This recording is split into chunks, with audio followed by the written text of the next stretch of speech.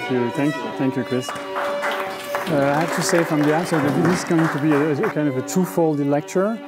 So there is an exoteric part, and then there is an esoteric part. Of course, the most interesting part is the esoteric part. I hope to get there.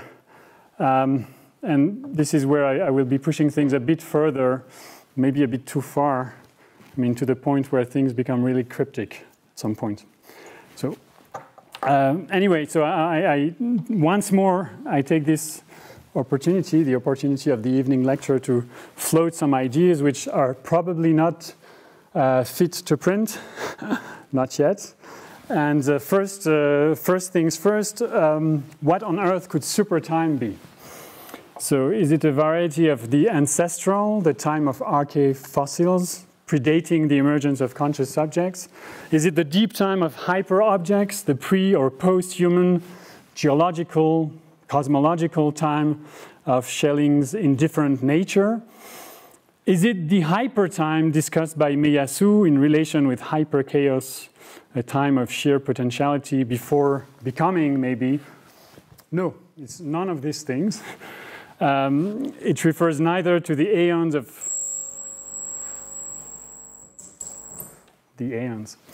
of some archaic time, nor to the quasi-eternity of time without becoming. It is neither chronos nor aeon, or maybe it's a particular composition of both. So very simply stated, supertime, the way I take it, is the time of supernature, supernatural time. So then, what is supernature, you may ask? How do we define the supernatural? Well, for a start, I suggest we simply turn the question around and first ask, in what way is supernature concerned with time?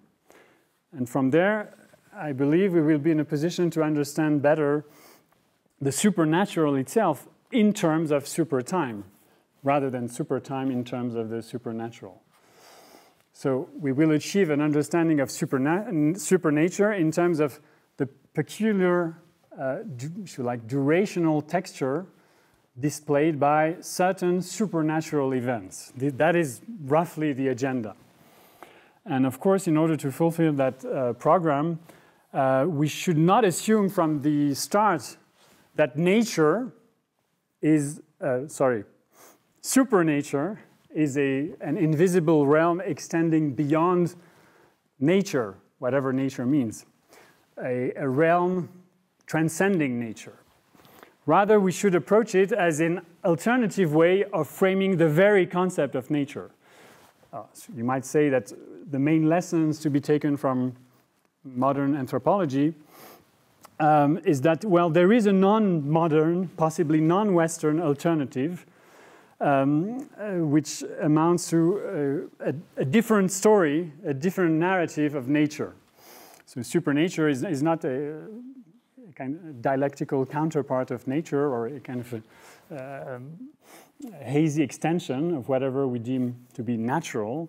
It is another name for nature, an alternative version of nature. So the point is the same, of course, holds for time. We should not assume that time as a dimension of the process of nature or temporality as an emanation or complication of the subjective flow of consciousness are ontological invariants which each culture frames according to a particular perspective.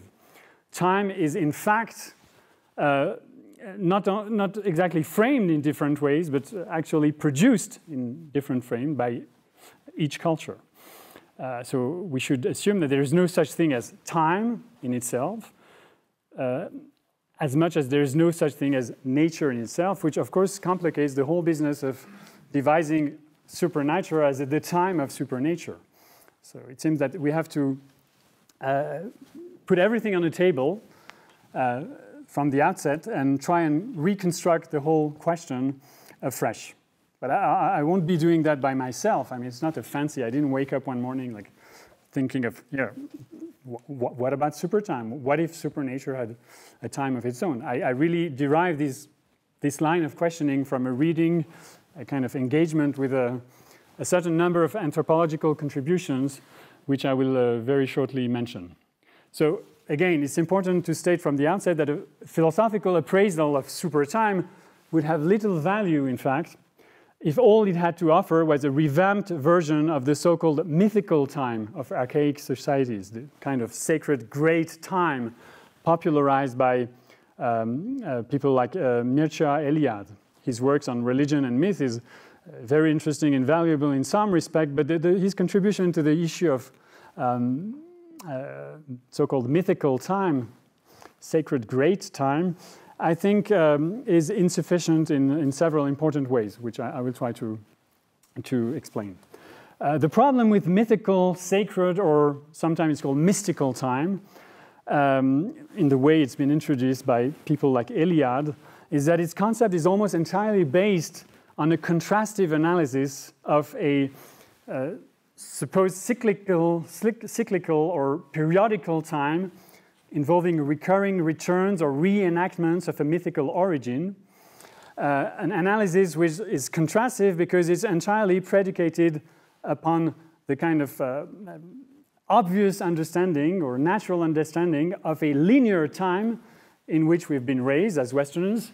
And so following Eliade's analysis in the book entitled The Myth of the Eternal Return, we could say that, well, this non-linear time associated with mythical time amounts, in fact, to a periodical cancellation of diachronical or historical time, as we know it.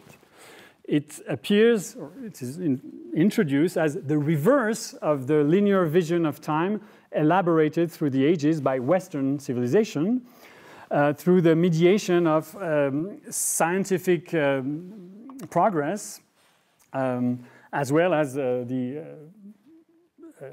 elaboration of a, you might call it a Christian ideology of progress and salvation. All this converged in an idea, maybe an ideal of nature achieved by the moderns, and which serves throughout the entire work as a kind of default narrative against which to pitch the insights taken from archaic or non-Western cultures. So mythical time is generally interpreted from that perspective as a symbolic projection of the unity of reality onto the plane of human experience, a unity which in itself can only be characterized in fundamentally atemporal terms or in contrastive manner as something that appears as the negative of linear time or diachronical time, something that we can at best describe as non-linear, that is cyclical or periodical. So if you want to be more positive about it and endow it with content of its own, the best you can achieve is the following generality, namely that properly understood, this great time, this great non-linear time, is something like a flat projection of the social process onto the plane of mythical thinking, right? And, well, so it is claimed. And by the way, of course, this view of things could easily be supplemented by structuralist insights into the essentially atemporal algebra of mythical thinking. I mean, you could combine Eliade and Lévi-Strauss and come up with a kind of more sophisticated version of the same basic story, namely that, well, what we call great time is really either no time at all or a kind of phantasmatic projection of the unity of the social process onto the plane of mythical thinking. There are many issues involved here. I can only address them in a very rough and sketchy way. So first of all, a few bullet points, if you like. Alfred Gell, who is the author of a wonderful book entitled The Anthropology of Time, compellingly showed that there is nothing intrinsically non-linear about the temporal presentations or representations that display a cyclical or periodical structure. Cyclical, periodical, should not be equated with nonlinear, at least not immediately. So even when these representations are modeled after recurring natural events, such as the alternation of dusk and dawn, the cycle of seasons, menstruations, and the like, even then, it's not very clear in what sense the periodical nature of time involves its non-linearity. Because on that count, if you think about it for a minute, on that count, even the periods marked off by the oscillations of a pendulum, right, should suggest a cyclical representation of time, which they don't, of course. So from a different perspective, Edmund Leach, another anthropologist, famously suggested that we redescribe such representations in terms of alternating time. Alternating time flows analogous to an alternating current in an electrical circuit.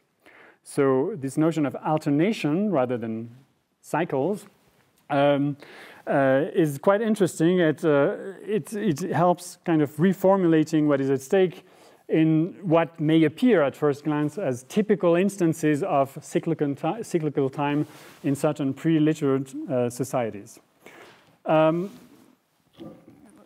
realize that the point is that it's not difficult to endow any circular motion, in fact, or structure with a linear order. So this is a very trivial observation, but this alone should guard us against the recurring temptation to overstate differences to the point of turning temporal oddities into insidious vectors of othering. So if we have learned something from Johannes Fabian's insights into the chronopolitics of contemporary human sciences, it is that the anthropological discourses on the time of the other, as the phrase goes, and more generally, most forms of cultural relativism regarding temporal concepts and temporal experience, in fact, fulfill an ideological function, whether they're based on linguistic considerations or the analysis of symbolic forms or material cultural. They generally serve the purpose of a temporal distancing and even insulation of the other, as if the other was in fact trapped in its own temporality. So we end up describing the other as fundamentally allochronic, Fabian writes, that is living in a different time by the mere fact of entertaining a temporal framework that we take to be incompatible with ours. And this, of course, amounts to, again, insulating him or her. At any rate, it amounts to a fundamental denial of co-evilness. Again, I'm quoting from Fabian's book. So the problem, of course, is that it seems that the only way to describe alternative temporal frameworks, and of course there's no doubt about this, there are alternative temporal frameworks out there. The only way it seems to describe them is by contrasting them with some version, some available version of the kind of temporal frameworks that evolved and consolidated in the Western world at the juncture of religious doctrine, scientific theories, and philosophical discourse. How could we proceed otherwise? But again, the comparative approach need not lead to radical relativism, and it need not, and it should not, entertain this temptation of othering the other. How can we escape this temptation?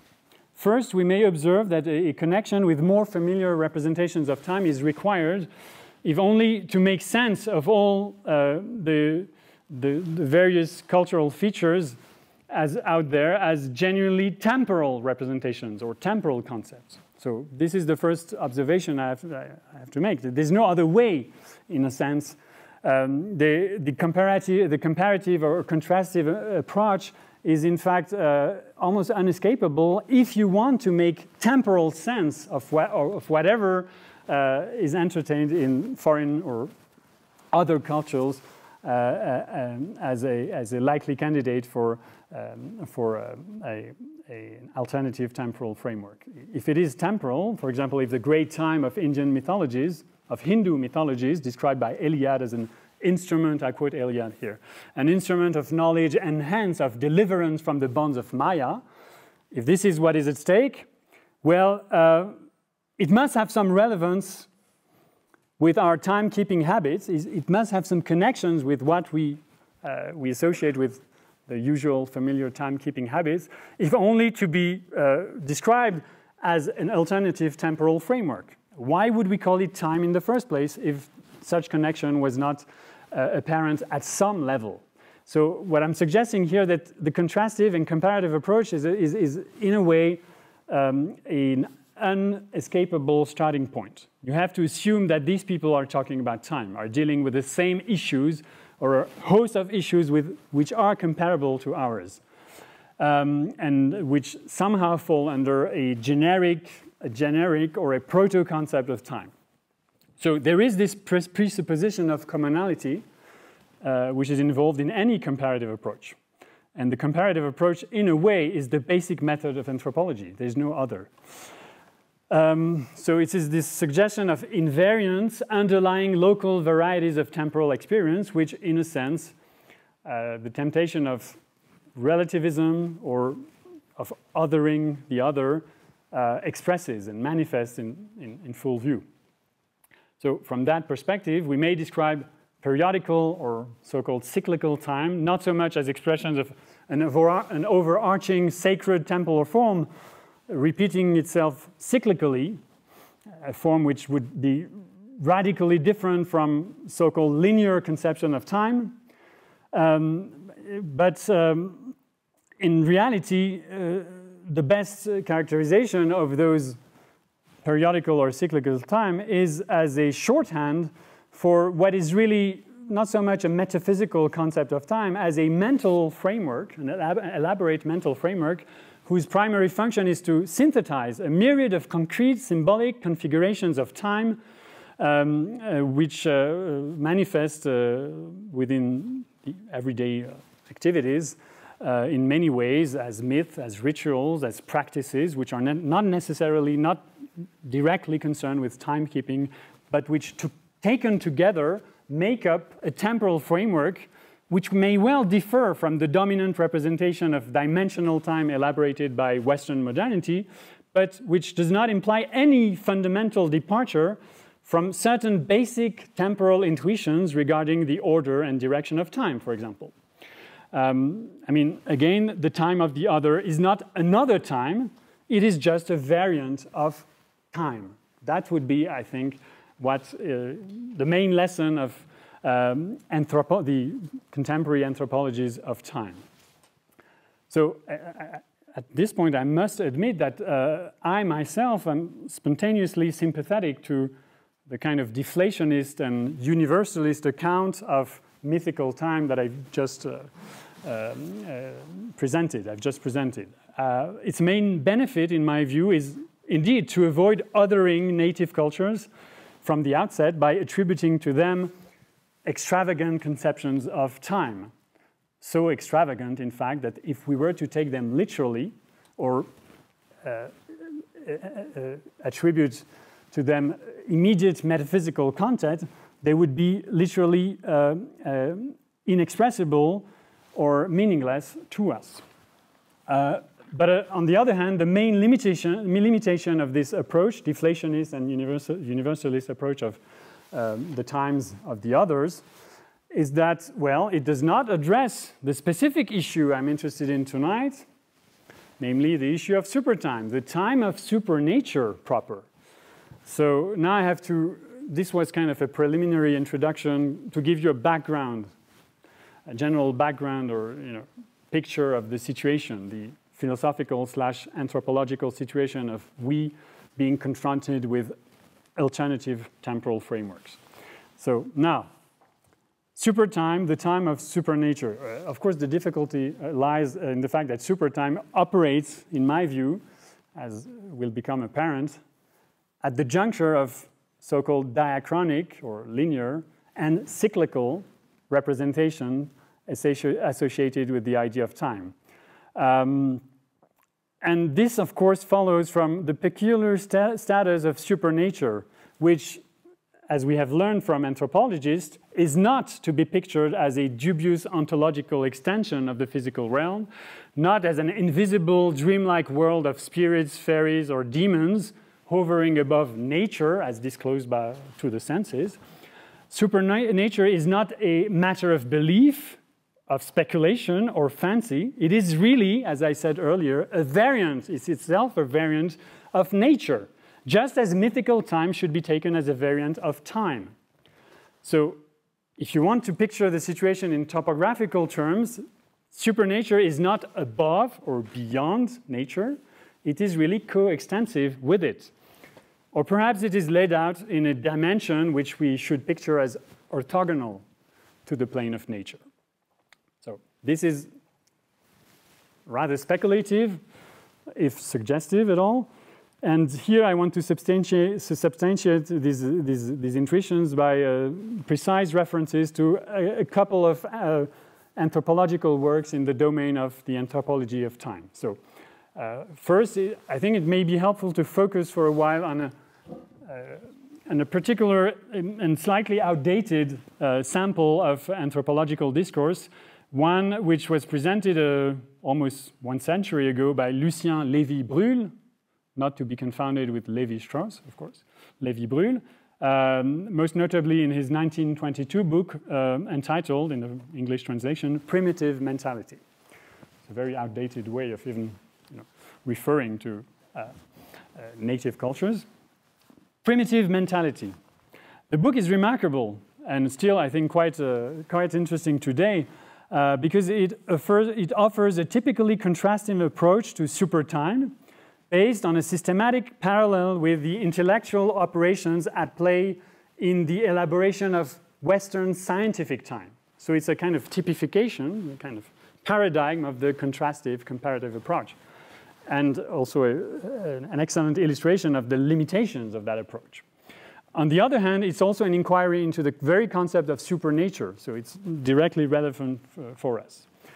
Now, of course, the very syntagm supernatural immediately raises a problem of its own. Well, clearly it's entirely predicated upon a typically Western split between mind and matter, subject and object.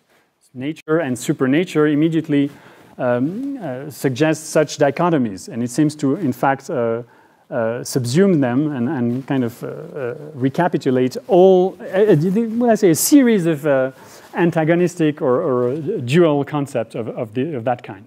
But Lévy-Bruhl is of course, perfectly aware of this, and also perfectly aware that the animist worldview he's interested in, the animist worldview shared by the indigenous cultures he's interested in, does not imply, again, believing in hidden powers, invisible powers exceeding the scope of sensible nature.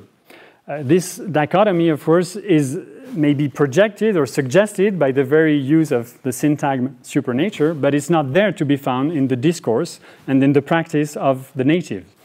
I mean that nature as an independent domain made of objective occurrences and relations in space-time is not even constituted as such. As a result, it cannot be contrasted with something like supernature. So supernature, in a way, is already a misnomer. And nevertheless, it is introduced by Lévy-Bruhl himself in order to gesture towards a problem, towards something that is peculiar in the animist worldview. And what is that?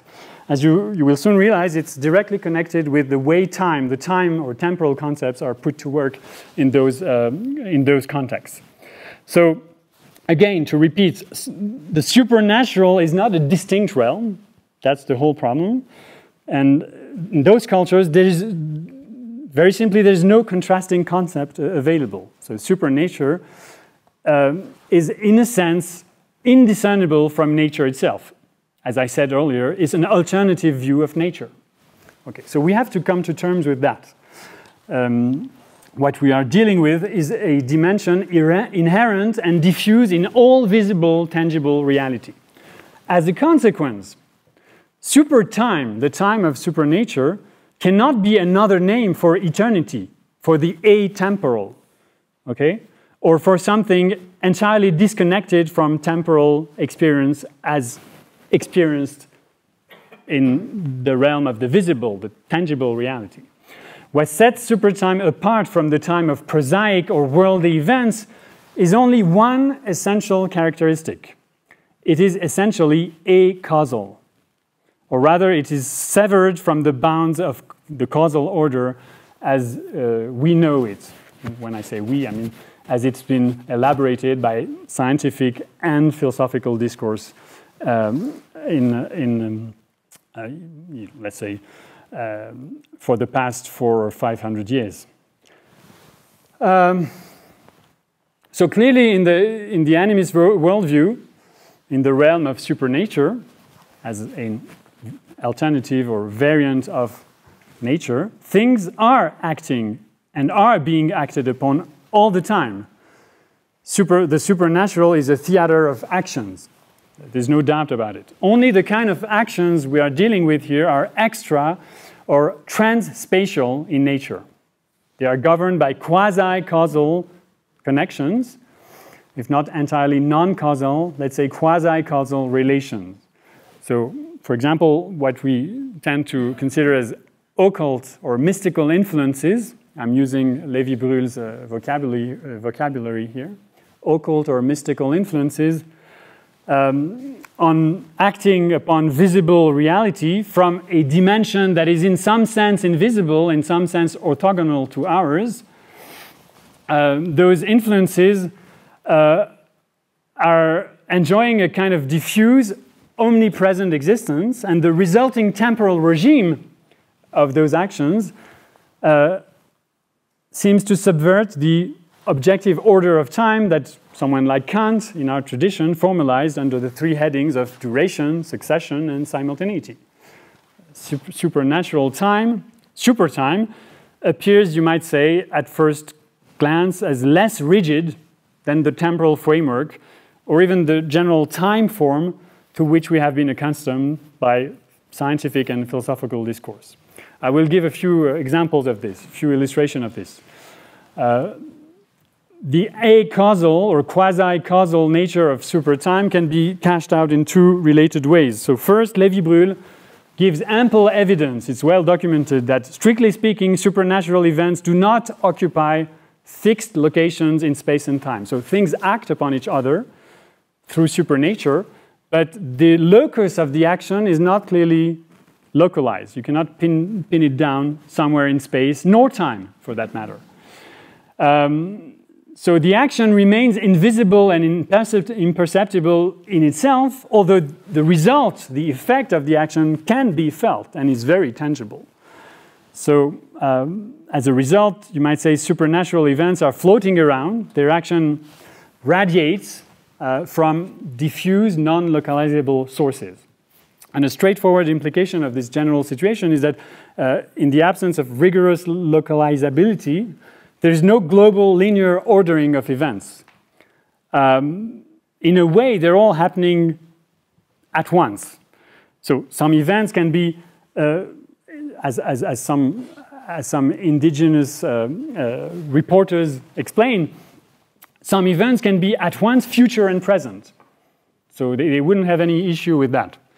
Something can be happening tomorrow and already happening today. A supernatural event can manifest itself, produce its effects in the mode of imminence, so to speak, as something that is to come and that, as such, is already producing its effect. And the impact of such events can be felt in several places at the same time. Again, this is a direct consequence of the non-localizability of supernatural events. So invisible influences operate through non-local action. They act at a distance, and in a way, they act everywhere at every time. Well, this is somewhat of a generalization, but this is the feeling you get. If you want to extract a generic form of time, it would have this radically non-local quality attached to it. So, for example, regarding the influence of so-called mystical causes, Lévi-Brühl explains, I quote, this is in Primitive Mentality, even if it be produced at a distance, as so happens in cases of witchcraft, even if its effects are not perceived until a certain lapse of time, meaning that it is an action, I mean, this abides by the grammar of action as we know them, even if its effects are not perceived until a certain lapse of time, it nevertheless does not fail to be represented or to put it more accurately, to be felt as producing itself without any intermediary. So even though it might abide by the grammar of action, being produced by an agent at a certain distance and requiring some time for the effect to act, or to unfold, even then, the action itself is represented as acting beyond any intermediary, as if things were happening on the spot, so to speak. The model would be that of action by contact, generalized action by contact, minus the intermediary chains of, causes and effect that allow an action to be transported from one point of space-time to another. So it's a kind of bizarre mix of action by contact and action at a distance. Maybe that is what action at a distance has always meant. What would be best characterized as action without distance. Anyway, so as a consequence of being infused by such supernatural agency, the causal chains themselves acquire a strangely floating quality. So Lévi-Brühl again quotes one of his sources, which I think sums it all. I quote, "No death is natural or accidental, but the disease or the accident by which it is immediately caused is the effect of supernatural agency." So the vocabulary, the grammar of cause and effect is there. And part of the properties associated with the propagation of causes across space and time is maintained. But there's this overarching intuition that in reality, in actual reality, those supernatural agents act or able to act in a way by bypassing all kinds of intermediary and by producing effects here now according to the model of action by contact. It's a very strange mix of representations. We have a hard time coping with it, and of course it runs directly against what has been stabilized by, I quoted Kant earlier, but a whole tradition of philosophical and scientific discourse which in fact worked at extracting the overall form of time. Time as the form not only of succession but also of permanence and simultaneity. All this is kind of overhauled in the animist conception of supernatural action. And at some point, it is striking to see that Lévi-Brühl admits that if one were to set aside the spontaneously negative characterization of supertime in favor of a more positive account, if we were to forget about Kant and Western science for a minute and try to have a kind of direct and more straightforward engagement with the representations and practices associated with supertime, the best we could do would be to draw a parallel with the popular doctrine of the time. We are in 1922, namely the doctrine of time popularized by Bergson. So Bergson, Lévi-Brühl writes, Bergson, the concept of durée is not wholly unlike, I quote, is not wholly unlike the subjective feeling of duration associated with supernatural causation. So again, supernatural time is perceived as essentially qualitative for lack of a consistent overarching temporal order. It's felt and experienced as essentially qualitative. It does not abide by the rational, intellectual framing of temporal processes that we're used to. And the result is the best we can do is to call Bergson and have him kind of fill in the blanks. So at this point, I think the limitations inherent to Lévi-Brühl's approach, and more generally to any contrastive or comparative approach, become more apparent. In a nutshell, what Lévi-Brühl has to offer is an essentially negative characterization of indigenous time as the reverse or shadow image of the form of time abstracted from the familiar models of physical mathematical time, the kind of models that someone like Kant generalized, extracting the, what he calls the form of time. And it is really a poor expedient to refer us to Bergson to give positive content to supertime. So surely something else, I think, is at stake than a mere prefiguration of the doctrine of duration, the one expounded in Time and Free Will, for example. To do justice to the singular, the peculiar physiognomy of the temporal form elaborated by animist culture, the thing we refer to here as supertime, we could be tempted to turn to a different author. For example, Benjamin Worf wrote, published in 1950, a famous essay on Hopi time.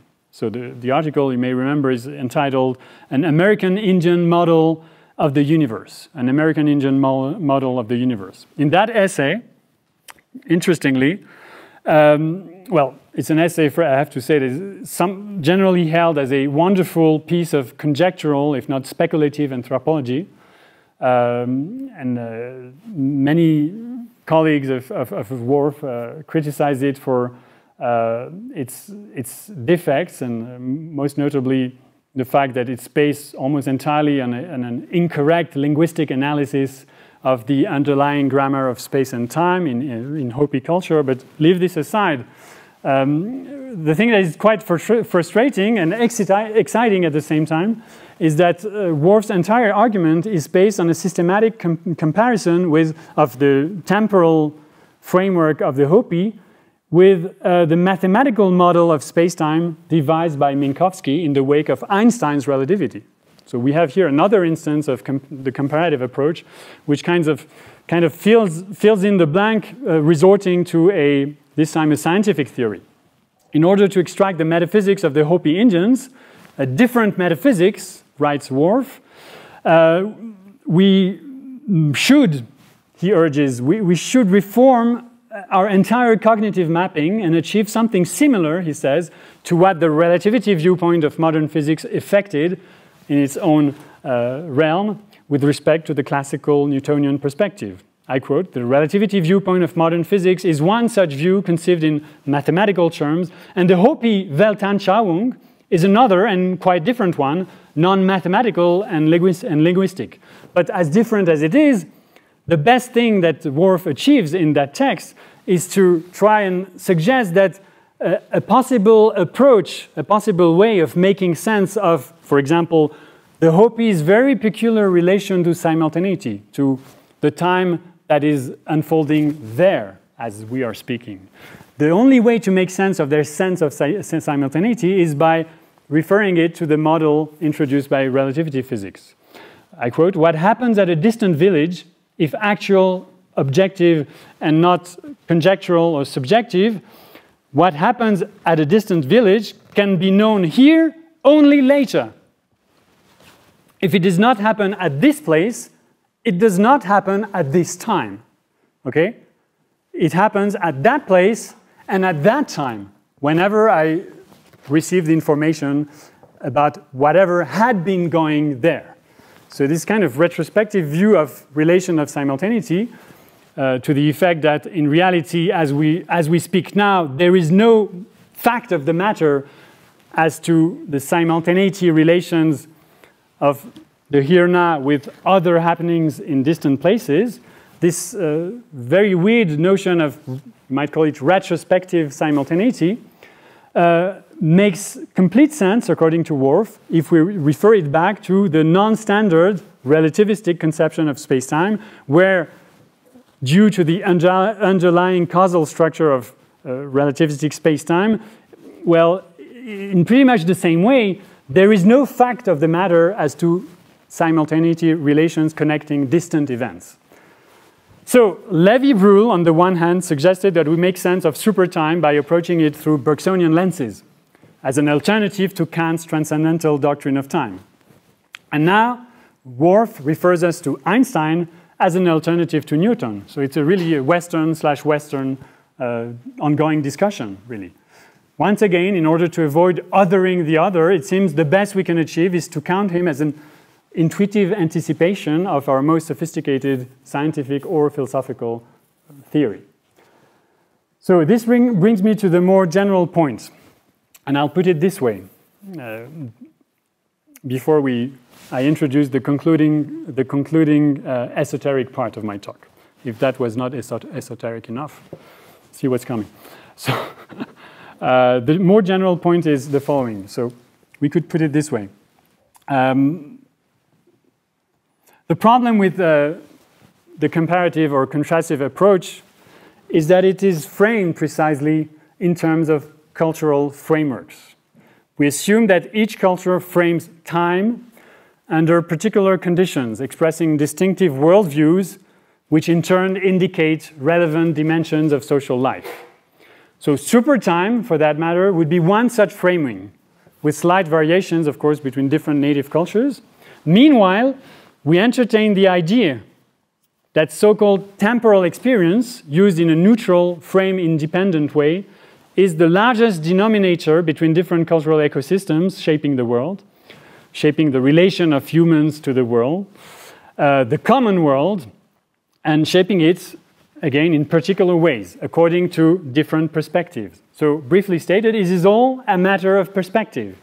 And of course, the perspectival metaphor here invariably strengthens the notion that there is out there an underlying, but maybe unapproachable set of affairs, a set of invariant features of the world, temporal, spatial features of the world. Indeed, that there is such a thing as a world out there, described in different ways according to different perspectives. So the phantom of the Kantian thing in itself raises again the world out there, inapproachable, if not by means of particular perspective that distorts its true structure. The phantom of the thing in itself raises again.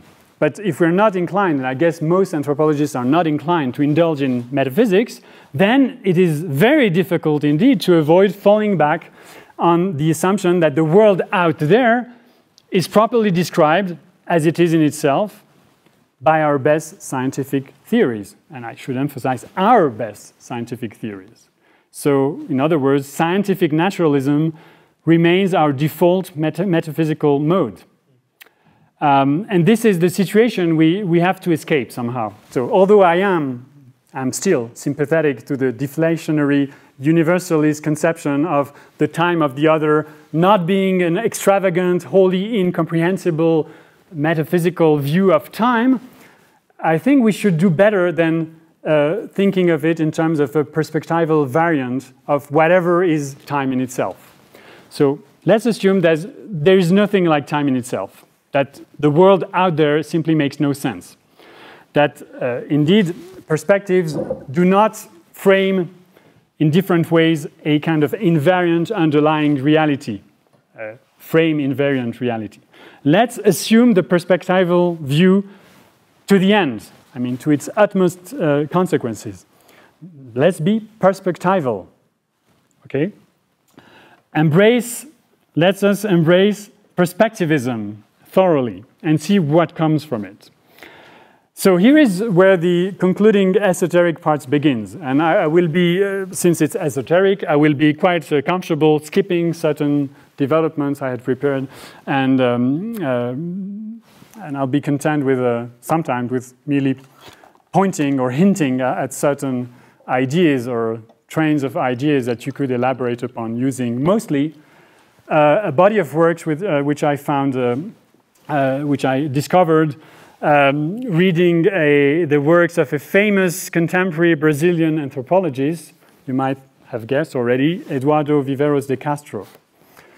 Okay, I'll come to this example very shortly, but to give you a sense of his general endeavor, Viveiros de Castro has been, for a while now, recasting the animist view of the world shared by certain Amerindian cultures in terms of a thoroughly perspectivist cosmology, a cosmology of interlocking perspectives, which includes humans as well as non-humans agents on a par, so to speak.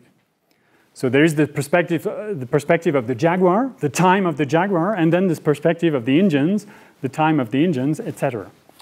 Each come equipped with its world, And there is no global space of composition, if you like, no overarching nature, not even a supernature, not even an unstable composition of nature and supernature of the kind described by Lévi-Bruhl, which could serve as an independent background.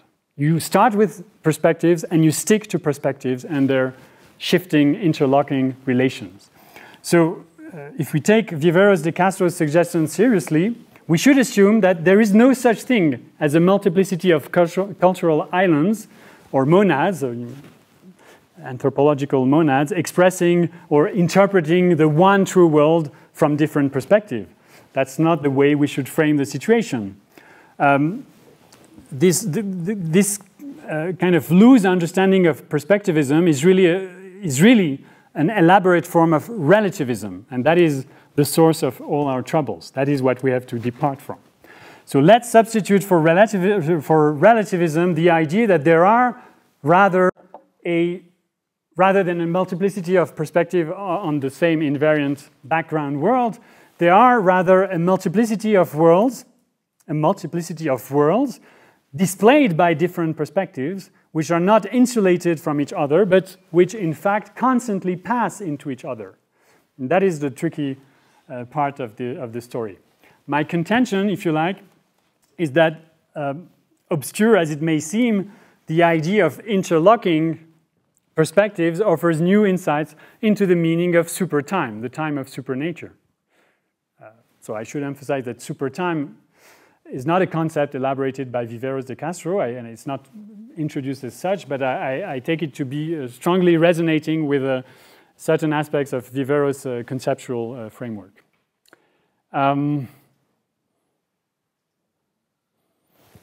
one way to put it is to acknowledge that the very coexistence and communication between multiple worlds and multiple perspectives within the animist culture raises temporal issues of an entirely new kind. And that is why Viveros de Castro is so important in my view. And I should add that it raises these issues, these temporal issues, at a formal level. At a formal level which allows us to avoid the traps and the kind of misunderstandings and pseudo-problems which I mentioned earlier. To put it differently, you may say that supertime is in essence formal. It's a formal concept because it is based on a second-order organization of the varying temporal experiences attached to each perspective. Each perspective brings with it a particular framing of time, whatever that means. But supertime, instead of being a particular perspective on time, the one attached to mythical societies or mythical cultures involved in the ongoing production of myth, supertime is in fact the transversal and formal concept allowing us to make sense of the interlocking temporal perspectives borne by each cultural formation. So supertime is a second-order concept. It refers to a time emerging from the confrontation of diverse perspectives, each bearing its particular construction of time or temporal experience. So there is a time of the jaguar, I said earlier, just as there is a time of the Tupinamba or the Arawate. More precisely, you may say, and again, I'm extracting this from a particular reading of Viveros de Castro, not directly, but it's kind of my interpretation of certain aspects of his works. Supertime, you may say, is the time of reciprocity. The time it takes for achieving a genuine reciprocity of perspectives in a context involving heterogeneous perspectives, heterogeneous modes of existence, the jaguar, the Indian. What is meant here by reciprocity is an operation of a specific kind. In fact, and here, of course, it makes complete sense that Viveros should use Deleuze and such authors to make a point. Reciprocity affects thought itself, even before it is played out in perceptual terms or performed in particular activities such as hunting, such as ritual ceremonies and the like. It is the business of thought. it touches on the basic conceptual scaffolding, you might say the underlying metaphysical ideas or intuitions regarding what it means to be in space and time and to interact and coexist regardless of those differences in perspective, those perspectival differences. So reciprocity, more concretely, must be understood as the active exchange or switch between perspectives or frameworks, temporal perspectives or frameworks. It is not a particular occurrence or a happening that could be identified in the practice, the material practices or the mythical representations. It is, again, a rather formal concept allowing us to make sense of the moments where the perspectives seem to pass into each other and to exchange their powers. And the result is, of course, that reciprocity transforms the relation the beings involved in these various perspectives entertain with each other as bearers of perspectives. And this is, in fact, the way that those beings individuate themselves. It is by passing into each other's perspectives that they participate in concrete becomings through which they individualize themselves. So in the case of temporal reciprocity, relations require a little more than the mere capacity of oscillating between, let's say, several durations or rhythms of durations, durations endowed with particular qualitative features such as speed or density and so on and so forth. So it's not only a matter of, for example, tuning in to the more distended duration of a plant or an animal. It's not about emulating the vigilant patience of the jaguar, for example. It's something more obscure, which involves exchanging one's perspective with the jaguar's perspective, and in a way viewing oneself from the eyes of the jaguar, which is a different story. And this story, I surmise, is in fact told and retold in many, many ways across Vivero's anthropological work. It is pretty much the same story told over and over again. The story of perspectives, and more particularly temporal perspectives, being sort of folded in each other and exchanging their powers. So again, to make this long story short, or shorter, the basic idea behind Vivero's modelization of Amerindian perspectivist cosmology is that, again, to repeat, supernature is not another world made of spiritual entities or mystical powers, some of them attributed to animals or so-called totem animals, nor is it merely an invisible extension of the visible world. In fact, it is not an ontic domain at all. The supernatural, supernature, and the time of supernature, supertime, brings with it an entirely new ontology, an ontology of relations and perspectives. And again, in that respect, supernature is best described as coextensive to the world as such. It is, in fact, if it has an overarching function, and I guess the formal nature of supertime speaks to that, its function as a kind of transversal concept, a transcendental of sorts, it is because it is not reserved for any particular viewpoint, not even the animist viewpoint. So my suggestion is that supertime should work for us too.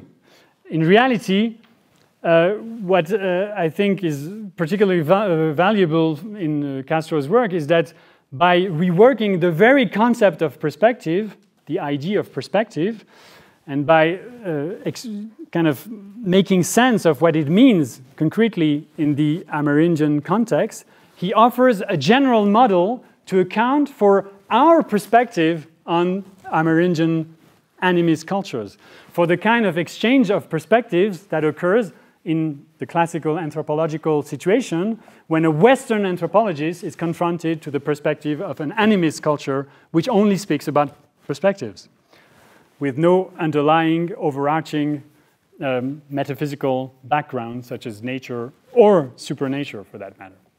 So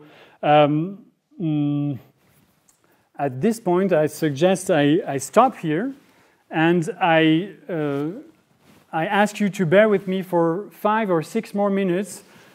I will show a short excerpt from a film which, that's my challenge, I hope at least will kind of resonate with what I just said. And as a punctuation of this short excerpt, which I will not be commenting upon, I will read a few quotes from, I guess 1 or 2 of them are from Viveros, and 1 or 2 of them are from Roy Wagner, another anthropologist, colleague of Viveros, who kind of commented upon and prefaced one of his most famous book, the collection of lessons on Amerindian cosmologies, presented in 1 volume a few years ago. So that will be my contribution to a rather cryptic elucidation of the function of supertime. But now, the cinematic excerpt, a Thai film by a renowned filmmaker. Yeah, I've lost. Okay. Whose first name and last name I have a hard time remembering. Apichatpong Verasetakul. Okay, and the film is entitled Tropical Malady. It's a completely animist film. It's animist through and through. And I'm interested in the final sequence, where the main character, the main protagonist, who has issues of his own, right, struggling with certain issues in his life. I don't have to go into that. We could. Is finally confronting, engaging, not only with a tiger, his totem animal, if you like, but with the perspective of the tiger. The tiger has been roaming around the jungle, haunting the dreams of the main character, but at last it's there, in flesh. It is presented to the main protagonist, and for some reason this protagonist finds the resources, the inner resources and the courage to face the tiger, to literally look him in the eye and to sustain the tiger's gaze to such a point that at some point during this 4 or 5 minute scene, the perspectives seem to pass into each other and something very peculiar happens. So.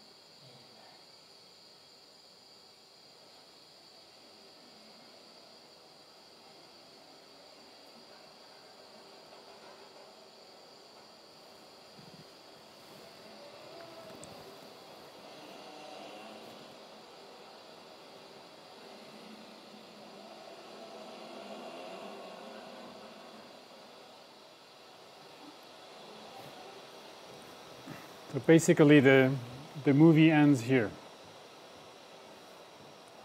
And so, I mean, the relevance of this excerpt is quite self-explanatory.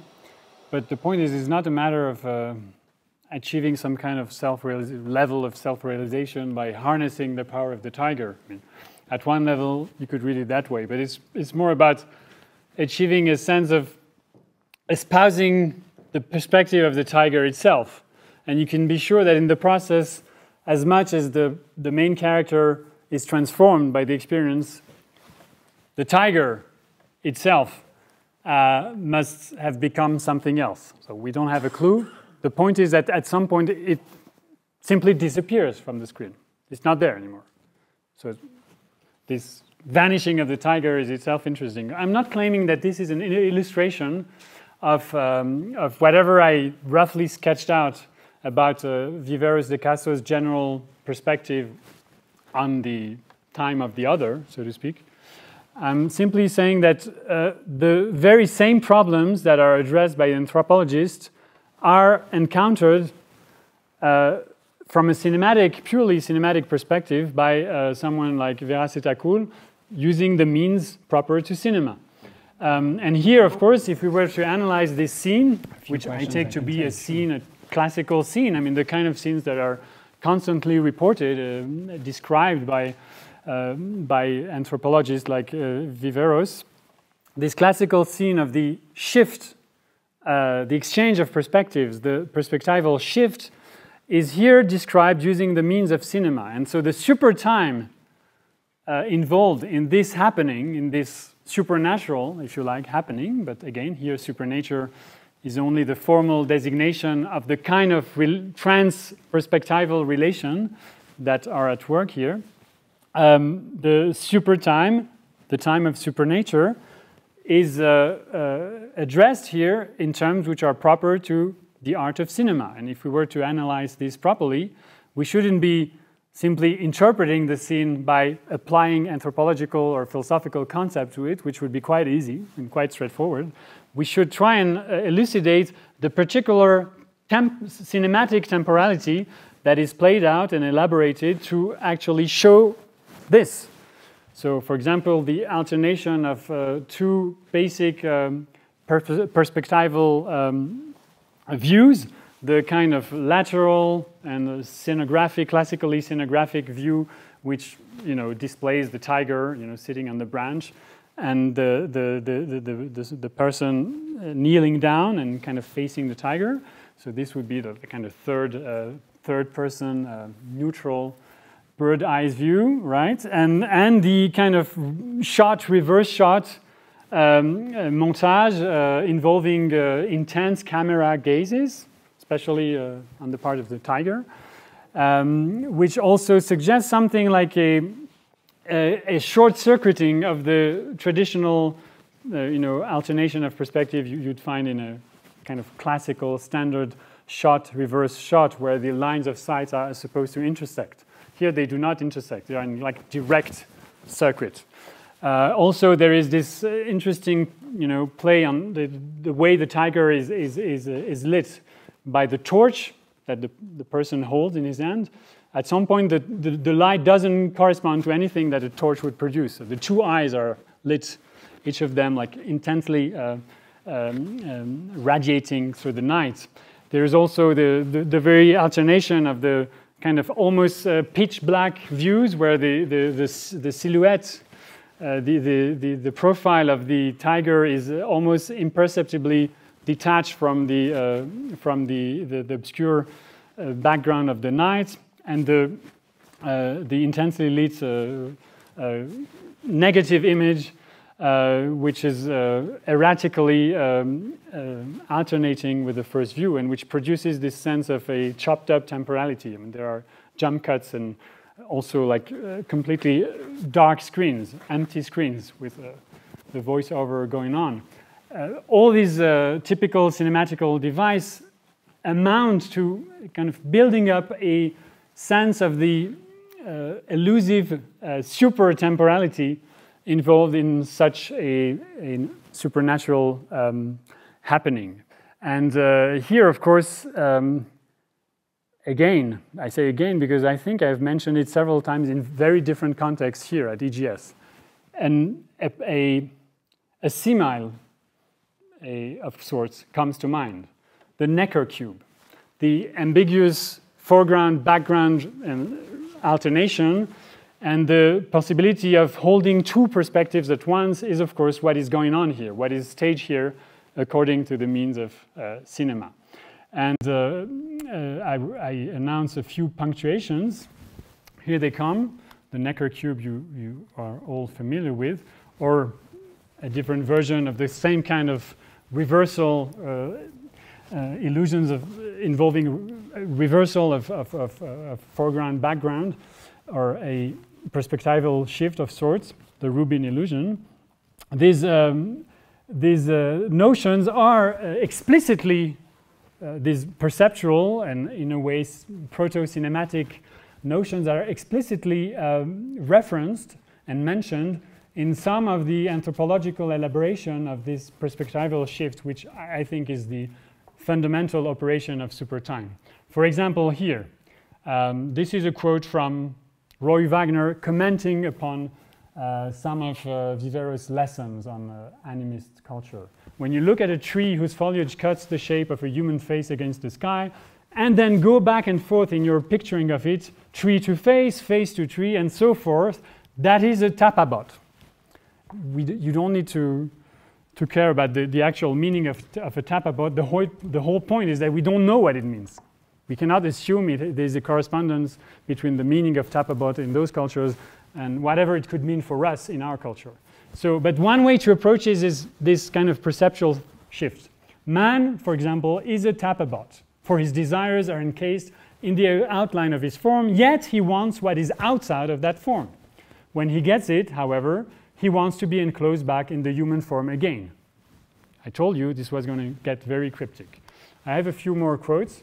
The Tupi-Guarani method of constructing the person follows the same non-Euclidean tendency. The Tupi-Guarani construct the person through a process of continuous topological deformation where ego and enemy, living and dead, man and God are interwoven. Before and beyond representation, metaphorical substitution and complementary opposition. So we move here into a universe where becoming is prior to being. This is Viveros, actually. It's not Roy Wagner.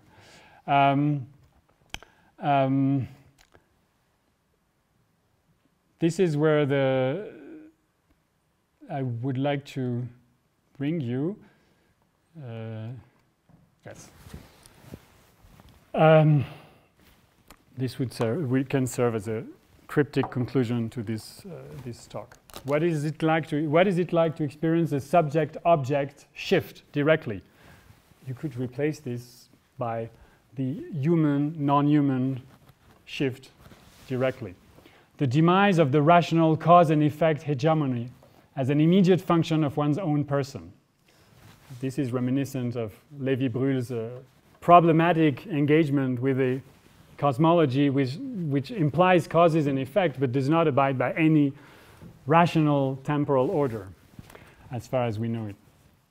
Is it anything like personal death, or is it not more like the fabled third attention state of the Mesoamerican civilization, the third attention, in which one is able to grasp and hold, fixate within oneself a parallactic shift at the crossover point between the eternal presence of space and the eternal passing of temporal extension, duration.